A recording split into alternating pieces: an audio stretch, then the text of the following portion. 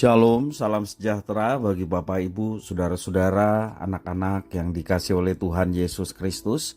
Berjumpa kembali bersama saya Pendeta Eka di dalam renungan firman Tuhan pada hari ini, hari Jumat 16 Desember 2022. Sukacita dan damai sejahtera dari Tuhan Yesus kiranya menyertai hidup kita sekalian. Puji nama Tuhan. Pembacaan firman Tuhan pada hari ini sampai pada pembacaan kitab Yeremia pasal yang ke-30. Kiranya firman Tuhan yang kita baca sungguh memberkati kita sekalian. Baik, sebelum kita akan merenungkan bagian firman Tuhan hari ini, kita akan berdoa terlebih dahulu. Tuhan Allah Bapa di surga, di dalam Yesus Kristus, kami bersyukur atas kasih setia Tuhan yang nyata boleh kami alami dari hari ke hari. Biarlah semuanya ini menjadikan kami semakin mengenal pribadi Tuhan yang layak dipuji disembah, yang berkuasa atas hidup kami.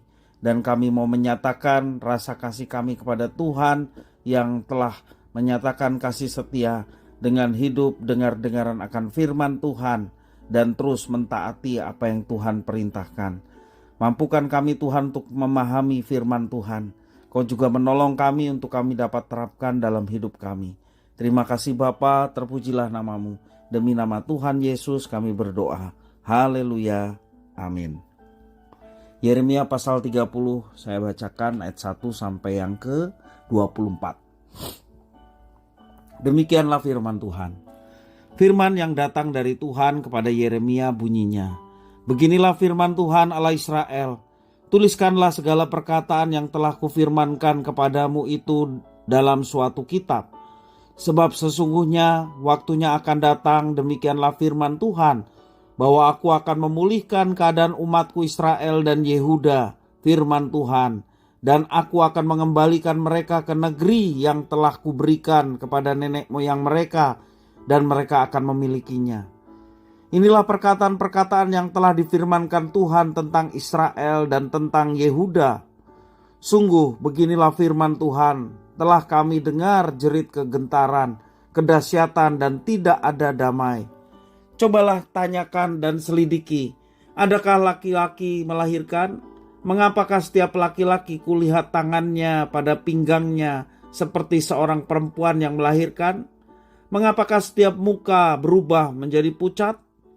Hai, alangkah hebatnya hari itu, tidak ada taranya. Itulah waktu kesusahan bagi Yakub, tetapi ia akan diselamatkan daripadanya.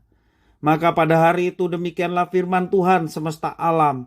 Aku akan mematahkan kuk dan tengkuk mereka dan memutuskan tali-tali pengikat mereka. Dan mereka tidak akan mengabdi lagi kepada orang-orang asing.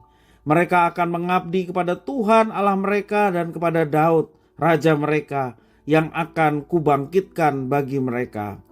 Maka engkau janganlah takut, hai hambaku Yakub, demikianlah firman Tuhan.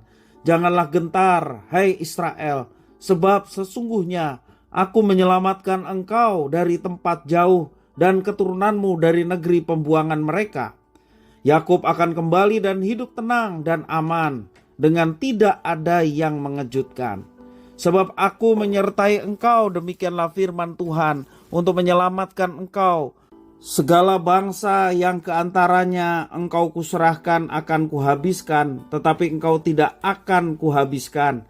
Aku akan menghajar engkau menurut hukum, tetapi aku sama sekali tidak memandang engkau tak bersalah. Sungguh beginilah firman Tuhan, penyakitmu sangat payah, lukamu tidak tersembuhkan. Tidak ada yang membela hakmu, tidak ada obat untuk bisul, kesembuhan tidak ada bagimu. Semua kekasihmu melupakan engkau, mereka tidak menanyakan engkau lagi. Sungguh, aku telah memukul engkau dengan pukulan musuh, dengan hajaran yang bengis. Karena kesalahanmu banyak, dosamu berjumlah besar. Mengapakah engkau berteriak karena penyakitmu? Karena kepedihanmu sangat payah? Karena kesalahanmu banyak, dosamu berjumlah besar, maka aku telah melakukan semuanya ini kepadamu. Tetapi semua orang yang menelan engkau akan tertelan, dan semua lawanmu akan masuk ke dalam tawanan. Orang-orang yang merampok engkau akan menjadi rampokan, dan semua orang yang menjarah engkau akan kubuat menjadi jarahan. Sebab aku akan mendatangkan kesembuhan bagimu. Aku akan mengobati luka-lukamu. Demikianlah firman Tuhan. Sebab mereka telah menyebutkan engkau orang buangan, yakni sisa yang tiada seorang pun menanyakannya. Beginilah firman Tuhan. Sesungguhnya aku akan memulihkan keadaan kemah-kemah Yakub dan akan mengasihani tempat-tempat tinggalnya. Kota itu akan dibangun kembali di atas reruntuhannya, dan puri itu akan berdiri di tempatnya yang asli.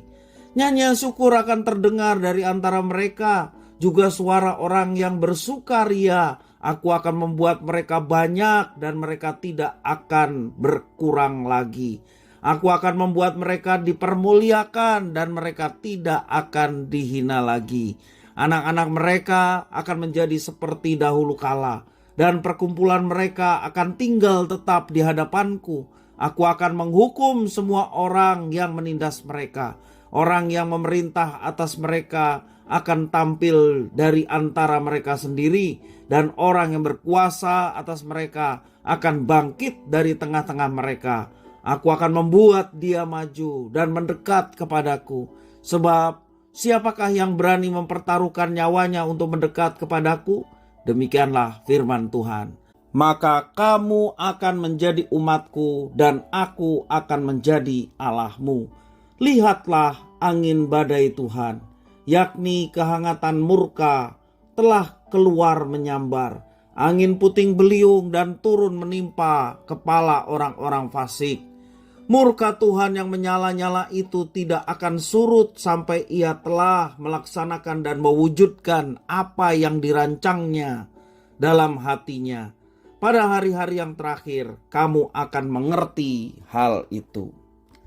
Bapak, Ibu, saudara-saudara yang dikasihi oleh Tuhan Yesus Kristus, ada ujaran yang mengatakan bahwa pengalaman merupakan guru terbaik. Persoalannya, apa saja yang perlu terjadi supaya manusia dapat menarik teladan dari sebuah pengalaman? Di tengah kegalauan iman, bangsa Yehuda mendapati diri mereka dibuang ke Babilonia. Sekali lagi firman Tuhan diberikan kepada Nabi Yeremia untuk mengingatkan mereka akan janji pemulihan dari Tuhan. Tuhan berbicara melalui Nabi Yeremia untuk menyatakan bagaimana Tuhan memahami keadaan bangsa Yehuda yang terkejut oleh karena hukuman pembuangan dari Tuhan. Tuhan mengingatkan mereka akan hal-hal yang menjadi latar belakang dari hukuman pembuangan. Dijelaskan karena dosa-dosa mereka, itulah yang membuat mereka dibuang. Namun di dalam firman Tuhan hari ini, Tuhan juga memberikan satu janji. Tuhan menjanjikan bahwa ia sendirilah yang akan memulihkan Israel dengan cara mengingat perjanjian yang sudah ia ikat dengan bangsa Israel, di mana ia menjadikan Israel sebagai umatnya dan pribadi Allah sebagai Allah Tuhan yang layak disembah oleh umat yang dipilihnya. Tuhan mengajak Israel untuk merenungkan pengalaman mereka dengannya dan menguji sejauh mana kesetiaannya dalam menggenapi janji-janjinya. Tuhan menegaskan akan datangnya suatu hari di mana pembebasan dari Tuhan akan nyata. Dalam ayat yang ke-8 itu penegasannya. Firman Tuhan menekankan adanya penyertaan Tuhan dalam semua lika-liku perjalanan umatnya. Tuhan hadir di tengah mereka, bahkan ketika mereka menjalani pergumulan iman di Babilonia, Tuhan menjanjikan pemulihan pada waktunya.